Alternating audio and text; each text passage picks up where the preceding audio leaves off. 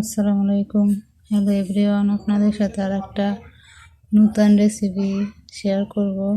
আমরা অনেকে আছি যে এই শীতের সিজনে মূলা জিনিসটা খুব অপছন্দ করি। তো আমি যেভাবে রান্না করি অবশ্যই সেভাবে রান্না করলে আপনাদের প্লেটের ভাত শেষ হয়ে যাবে। তো এখানে আমি মূলা নিছি, মূলা আর একটা আলু নিছি। তো আমি মূলাটাকে সিদ্ধ করে নিছি, হাফ সেদ্ধ। এখানে আমি কার্পো মাছ নিছি, মশলাপাতি সব আমি বাইটে নিছি। তো আগে আমি মাছটাকে সুন্দর করে ভেজে নিব। তো চলুন, কড়াইতে আমার গরম হয়ে গেছে, আমি তেল দিয়ে মাছটা দিয়ে দিচ্ছি। এখন আমি এক এক করে সব মাছগুলো দিয়ে দেব।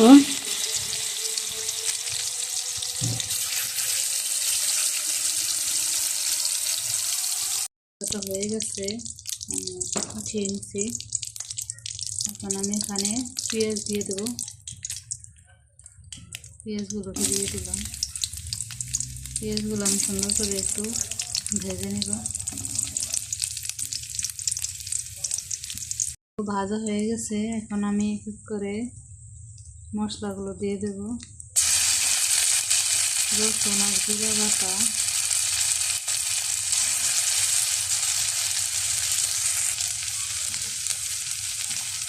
এক চা চামচ হলুদের গুঁড়ো দিয়ে দেবো, 1.5 চা চামচ শুকনো মরিচের গুঁড়ো। মূলার তরকারিতে একটু ঝাল ঝাল হলে ভালো হয়, ভালো লাগে। এখানে ঝালটা বাড়িয়ে দিলাম। আর পরিমাণ মতন লবণ,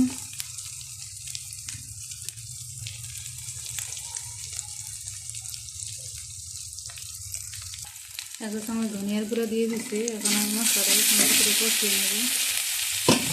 এর ভিতর আমি দিয়ে দেবো একটু পানি, দিয়ে মশলাটাকে সুন্দর করে কষিয়ে নেব। একটু পানি দিলাম, দিয়ে দেবো একটা তেজপাতা।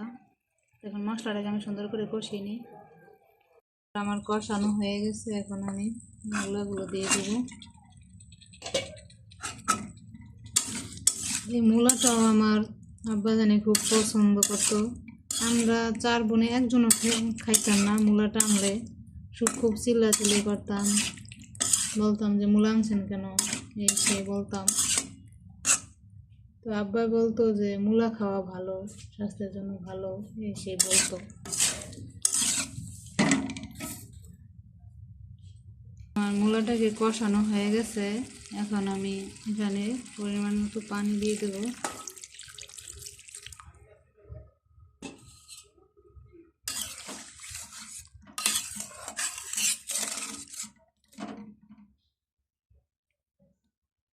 আমি মাছও দিয়ে দেবো এখানে।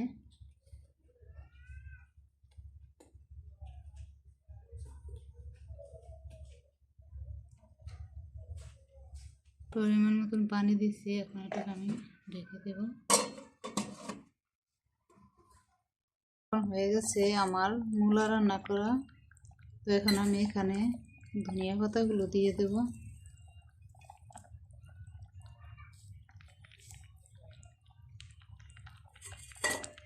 ধনিয়া পাতাটা দিয়ে একটু আমি নেড়ে চেড়ে নেব।